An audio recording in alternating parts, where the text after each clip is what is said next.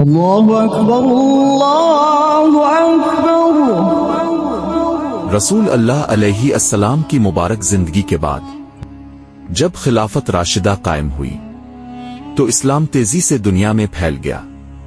حضرت عمر رضی اللہ کے دور میں ایک طرف فتوحات کا سلسلہ جاری تھا تو دوسری طرف ایک نئی سوچ بھی پروان چڑھ رہی تھی۔ مسلمان اب صرف تلوار کے ذریعے ہی نہیں بلکہ علم کے ذریعے دنیا کو فتح کرنے کی طرف بڑھنے لگے۔ اسلام نے اپنے ماننے والوں کو سب سے پہلے علم کا درس دیا۔ قرآن کا پہلا لفظ ہی تھا اقرا، یعنی پڑھو۔ یہی تعلیم مسلمانوں کو ایک نئی سمت دینے والی تھی۔ آج کی یہ ساری ترقی، کمپیوٹر، ٹیلیسکوپ، ہسپتال، کیمرہ، سب کہاں سے شروع ہوئی؟ ہم سمجھتے ہیں کہ یہ سب مغرب کی دین ہے، مگر حقیقت یہ ہے کہ